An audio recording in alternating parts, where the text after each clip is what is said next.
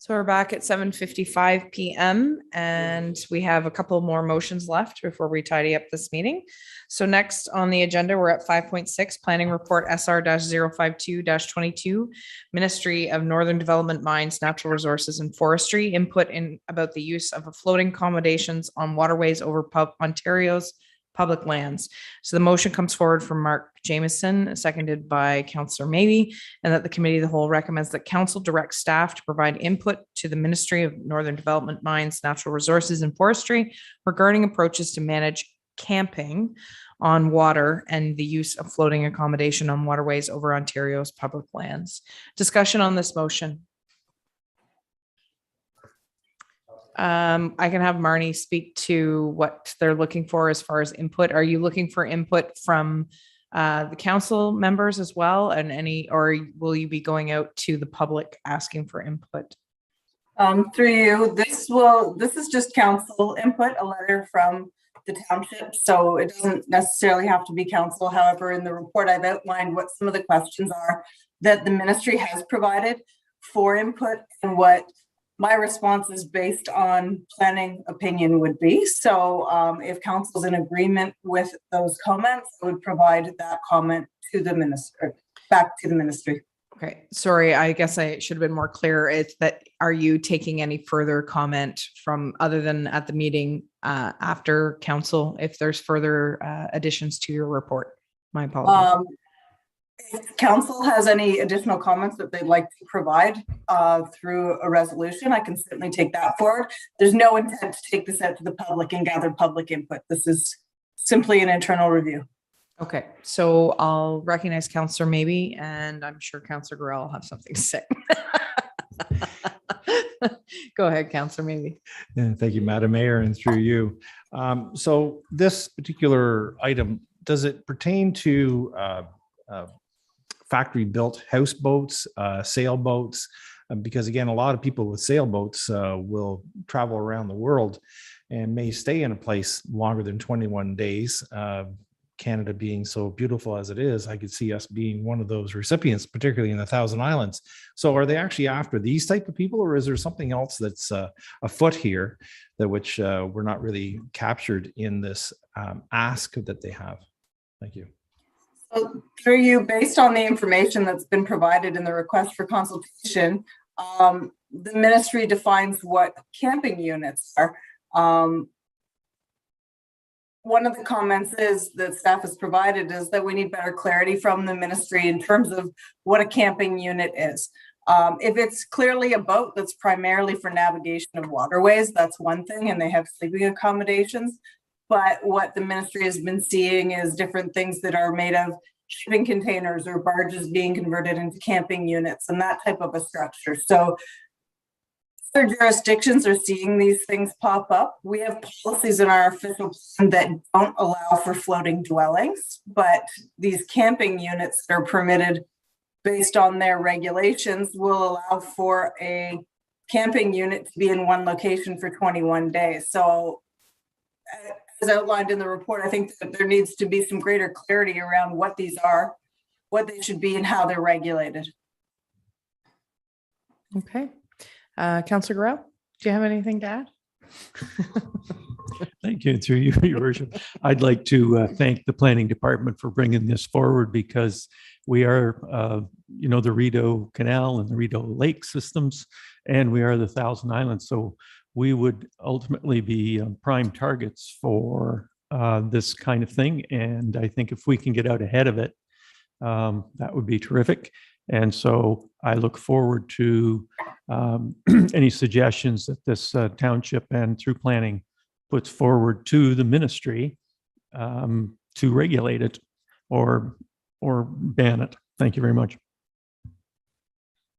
Any further comments or questions? Go ahead, Councillor Jameson. And I may have misread this, or may have written it down wrong, but I just want to clarify. Somebody's sitting somewhere for 21 days. Did I read that after the 21 days, if they move 100 meters and drop anchor and stay for another 21 days? That's kind of how I read it. Am I correct on that? Because then I have a question. Through you, and that's exactly what you read. And I mean, my concern with that is it's no different than using a parking spot in downtown for the time limit and then going and moving your car another space or two. That doesn't necessarily mitigate any impacts to the other people in the area. 100 meters isn't a significant distance, especially if there's somebody else potentially moving into that space. And the other question I have, Your Worship, with respect to, is this an effort in some ways, hopefully, to try to avoid some of the challenges that cities like Victoria have run into with floating communities and so on? And also, there's quite a controversy up on the canal before COVID hit with boats anchoring. Well, they were boats, they were houseboats anchoring up in the Rideau towards Ottawa that caused a great deal of consternation among homeowners in that area. So are we looking to, is the intent here find a way to discourage this kind of activity, or is there some aspiration on our part as a township, as well as on the ministries, to find some sort of balance in this thing? It's a broad question, but Rhetorical, sort of. in a maybe. way. Councillor Olkey and then Deputy Mayor Lackey. Thank you, Your Worship. Again, that 21 days and then the move, the emphasis seems to be on the move. Someone technically could move 50 meters in one direction, come back 50 meters and park a foot away from, or moor or anchor about 6 inches from where they were before, and they would have met the criteria to move. So I think they would need to tighten that language a bit. Mhm. Deputy Mayor. Through you, Your Worship, I know of two different places, islands, one at Lake of the Isles and one in the Wanderers Channel, who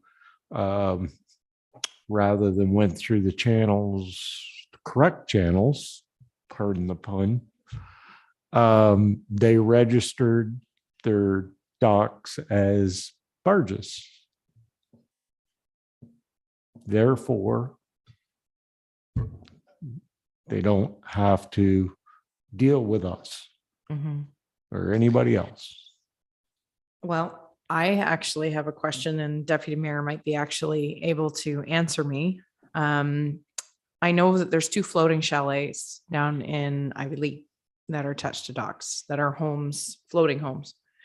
And I don't know, other than mooring fees they might pay to the dock owner, and I'm not sure if they are the dock owners themselves. So I'm just, but these sort of floating homes, and they are literally a home on pontoons, are there year round, and they don't generally move, the ones in Ivy Lee, but they're attached to a dock, but not paying taxes per se. Well, I guess the landowner who owns the dock pays the taxes. But it just opens up a bigger conversation, I guess, about as the cost of real estate skyrockets. And I realize that things are obviously frozen here in the winter, and it's not necessarily the best place to be in the wintertime on the water, on ice. But we have, I know there's one incident of a camper trailer on a pontoon boat that's docked to a St. Lawrence Parks Commission leased dock. I'm bringing this up because people are looking for creative ways of how they're going to live. Just because maybe they could sell their house and live on the converted camper boat for the summer and head to Florida for the winter and all these sorts of things. So these are all things that I would hope that are sort of, it's different because they're attached to docks. I realize that, but nonetheless, we have boaters that come here all summer, and you're only allowed to stay on the docks on the islands for 4 days at a time, and then are moving from island to island to island to island. Some of them are anchoring, but not all of them. There's a lot to consider here, and it's timely just because of the real estate market, I think. Because if you can buy a sailboat and drop anchor and not have to pay anybody for anything, it's a risky business depending on the storm that you're in. But anyway, so I'll recognize Councillor Maybe. Thank you, Mayor, and through you is I can see property standards in that scenario that you were talking about. And of course, we want to keep our islands looking as pristine as we possibly can. I personally am a proponent of floating homes. Again, you look at the warmer temperatures around the world and how many floating homes are there, and they do pay taxes or pay the dock fees to be there. Our biggest thing, of course, where they are in our area, the water stays open year round, is the sewage, is making sure that it's pumped out and gone to a holding tank. So there is potential for that happening. And I know it was a big push when they were first put in, because I do remember that when I had the store, there's a lot of pictures and stuff that was being done about them. And, they are quite nice, and they're not tiny homes in some cases. If you actually see some of those shows where it's in Vancouver area, in Seattle and such, and they're immaculate homes. But yes, cost of building them and maintaining them and having them where they are is certainly a lot less than a land-based home. But the standards, I can see we wouldn't want our pristine waterfront to look trashy, let's say. Thanks. There's lots of those types of homes, even in the Toronto Harbor, that are there as well. So, Director. Thank you, through you. Just for clarification, our official plan prohibits floating homes. So it recognizes a few that exist in Ivy Lee, and they are allowed to be there because they're existing. But going forward, our policy framework doesn't support floating dwellings because of the reasons around proper sewage, proper water, the natural hazards of living in a dwelling on the water. So that's not a framework that we have. This request or this consultation that's out there right now is just to provide input to the ministry because they're looking at their existing policy framework. I think it's an important thing that we definitely want to provide input on. So, and I realize we deviated a bit with the floating homes, and I also realized that we're not encouraging it. The point I was just trying to make was mainly because I'm concerned with the change in the real estate market and all the creative ways that people come up with ways to dwell. Councillor Gorell. Just in sort of a summary here, I think the planner has captured this in the comments here, and toward the end, just above financial implications, number 3, it says, probably from a provincial and township point of view, it would be preferable for the province to enact a clear regulatory framework for provincial enforcement. Therefore, we don't really want to be responsible for enforcement of things that are going on in the canal and the St. Lawrence River, but this would be turned over to the OPP. That's provincial enforcement, and they're out there every day. So I congratulate the planning department on putting that together in a nice fashion. Thank you. Okay, I'm going to call the question. All those in favor, please signify. All those opposed? And we're carried.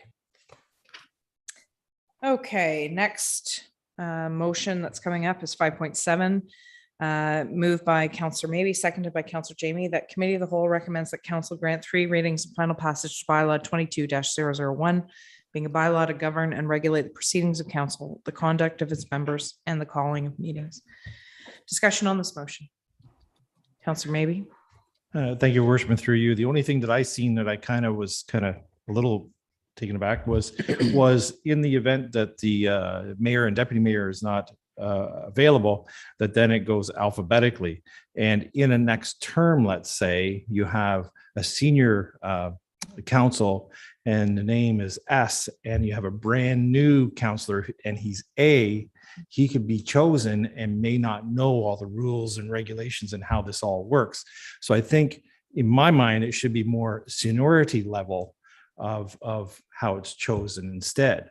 So previous experience would be Yeah. preferable over an alphabetical. Yes. If possible. Yes, and then if possible. alphabetical. Yeah. Just to, because again, the last thing we want is, having to guess our way around what's happening here.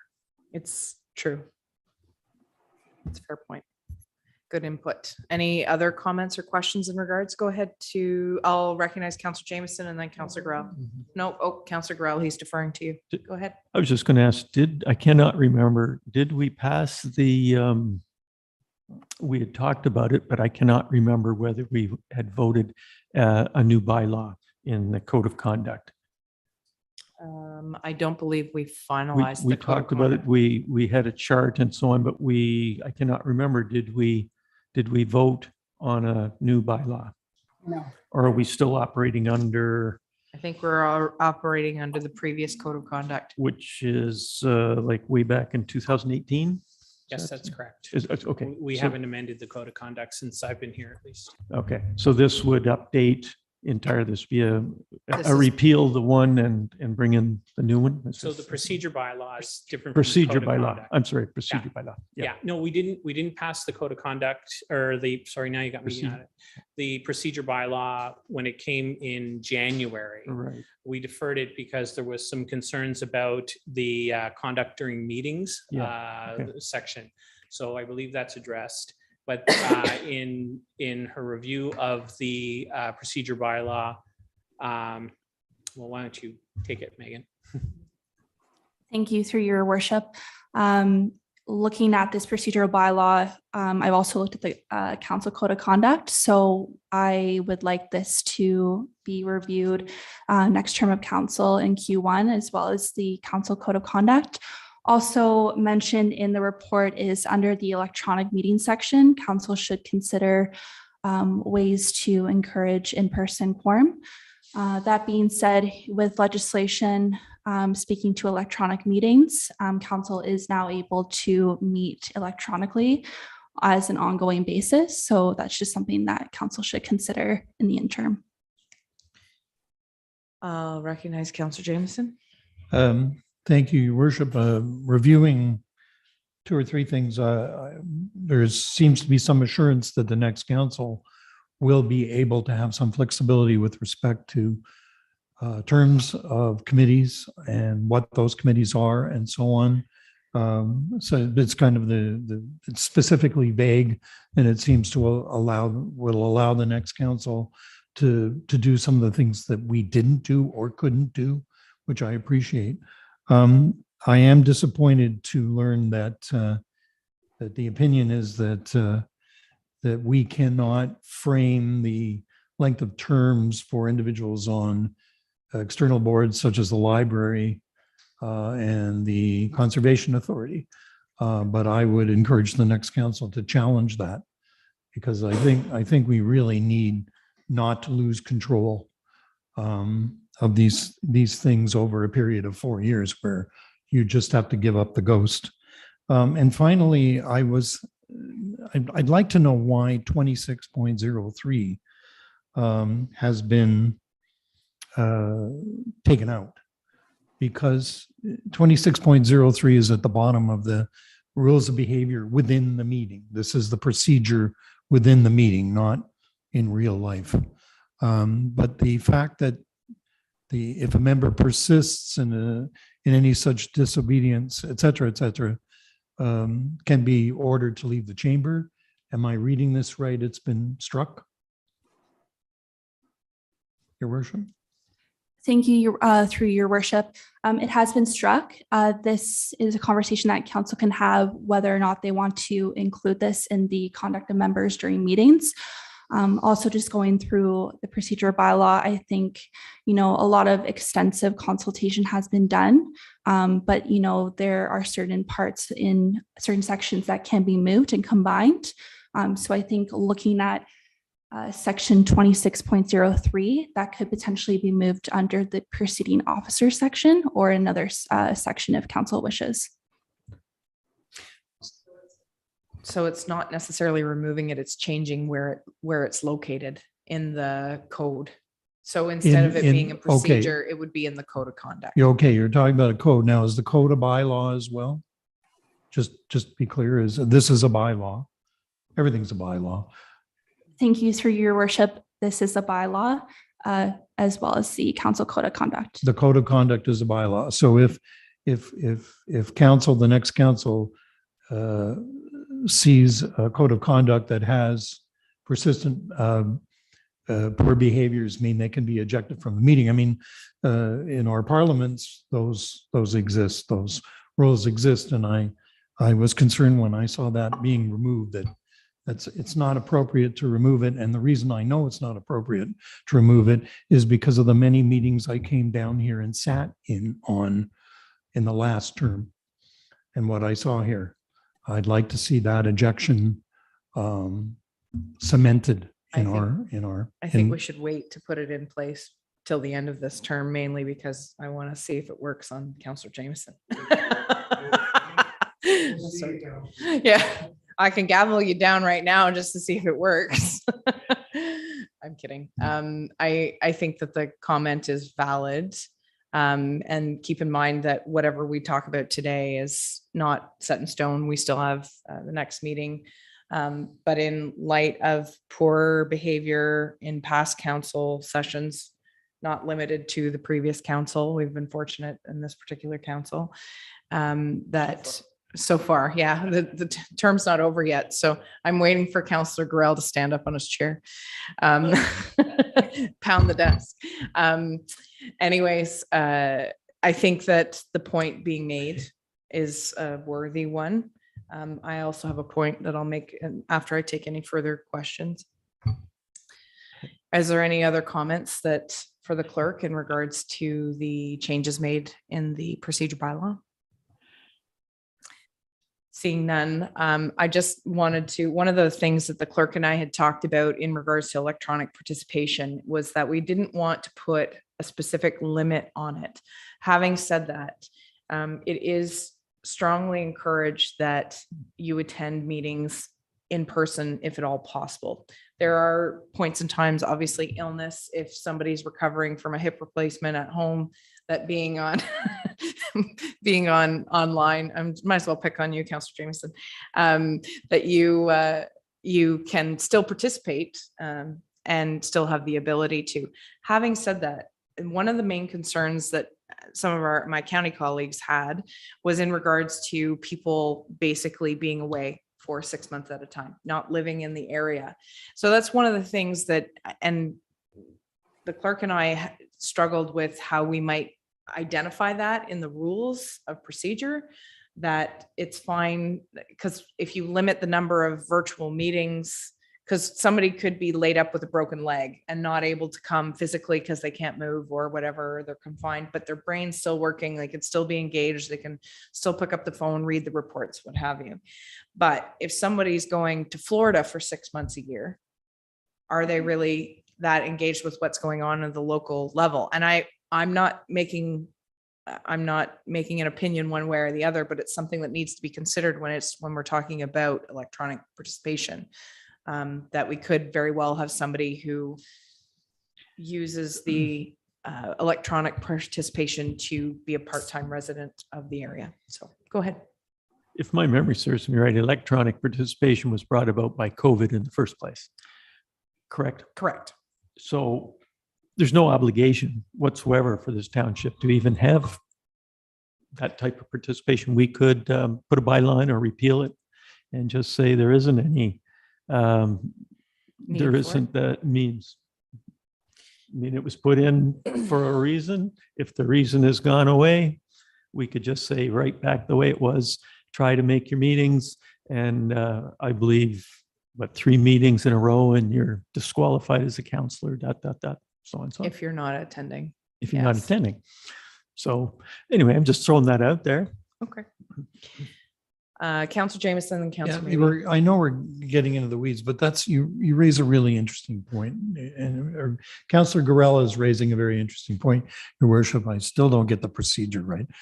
So through your worship, I guess what concerns me is at this stage in the evolution, not everybody around the council table is working. But we may evolve to that point where a lot of people are working and still can commit to being on council, in which case we may have to have that flexibility built in for somebody that finds themselves trapped in a meeting in Brockville or some other forsaken place like Montreal and can't and cannot get back in time for weather or anything else. The fact that this tool is now available to us is actually potentially for good if we don't, Abuse it. if we put some guidelines in, if not necessarily rules, so that it's used for the best purposes. Thank you. So just to your point, Councillor Jameson, we always have the ability to change the procedure bylaw in the future as well.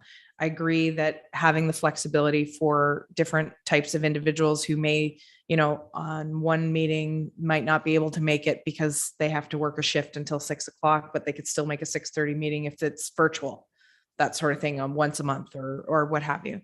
The point, I guess, is that just further thought about if we're going to limit that use of that, but it's hard to do that because, you know, one person may have a shift in their employment or their spouse's employment or family connections, whatever. But the main thing that I understand as a counselor or an elected official is to be here, present, engaged, well-read, well thought out, so they can participate in meetings. And that we've proven during COVID that we can manage to run the municipality without being present physically. Having said that, I think it's much more conducive to being in the same room and having conversations face to face. So what we can do is leave it as is, monitor it, and any abuse, we can come back and fix it at that point in time, if that was the will of council. So I'll let Councillor maybe go. Thank you, Your Worship, through you. Again, reiterating that I think it's a good thing that we do have the ability to come in virtually. Even myself, to that point, I could be called out somewhere else, even Peterborough, far away, and still come into a meeting if I had to. But, you know, hopefully that doesn't happen. But certainly it is a good avenue.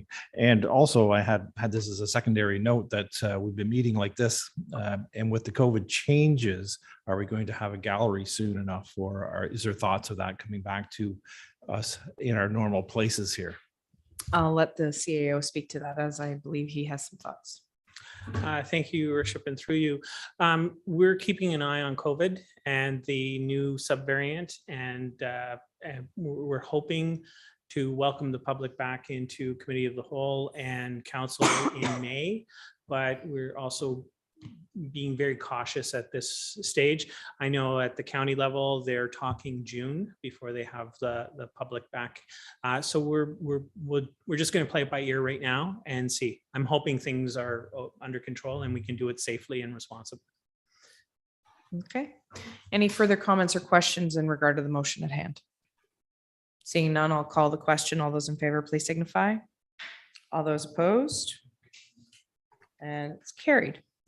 So on to number 6, unfinished business. Is there any unfinished business? Go ahead, Councillor Maybe. Thank you, Your Worship.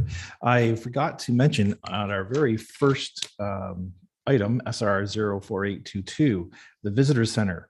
In the agenda and in the first part of the actual package, it says Township of Gananoque. It is the town of Gananoque. So just a little correction there, because just to make sure that that's clarified. I did talk about that. One other thing I did want to say, and there's a recent post that which just humor me for a few seconds here. A recent post that was put out and about agricultural.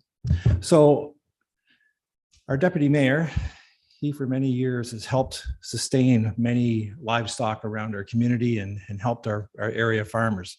So his agricultural tie has been very large over the years. Councillor Olkey has property to the north of Sealy's Bay, where some of his land is used by a local farmer. And he also grows his own vegetables and has a buzz once in a while with his bees and sweetens us all up from time to time. Councillor Olkey, or Councillor Digger, Correll. He's been a high-flying act for many years with agricultural requirements, you know, being a crop duster and all that, and having flown many emissions around the countryside, and so your agricultural ties are pretty high too. Well, Mark, your ties are that you support your agricultural affairs up in the Sealy's Bay area so adamantly that you keep bringing us little treats from time to time, so that you're always capitalizing and promoting them Facebook wise and sending it out there to let us know what agriculturally is going on in your area. So again, tie in. Councillor Foti, if he was here, he's always been in the steer of things, and his family farm, doing milk, which I knew way back when, and then his later time in the cattle sales and such. It's been great, like his tie with the agricultural area as well as the Cattlemen's Association and such. Then we come to Madam Mayor. As we all know, just recently her post stated that her family farm has been put for sale. The Smith Farm, again, a lot of great memories there for you and your family, and anybody who's been around the community for any length of time has known that the Smith Farm, where it is, the golden egg is always there, and you know what's there. And it's great to hear that the farm has been purchased by somebody who's going to continue on the agricultural business. So again, it's great to know that the Smiths in this area had participated in our agricultural area, as well as the mayor had her own farm for a little while too. So our tie-in agriculturally around this table is very large, and we can be proud of how we go out to our community and promote them and keep them going. So again, thank you one and all for all the council. Thank you. Thank you very much for those kind words. And as our logo indicates, we're very agriculturally based. Doesn't matter whether we're the ones going to Wendy's Country Market as customers, growing the crops, dusting the crops, buzzing the bees, selling the feed.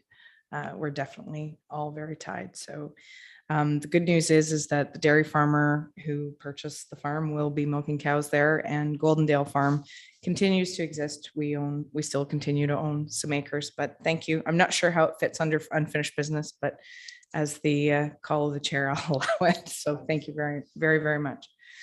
On to number 7, other business. Letter from OPP, Patrol for Safe Communities project.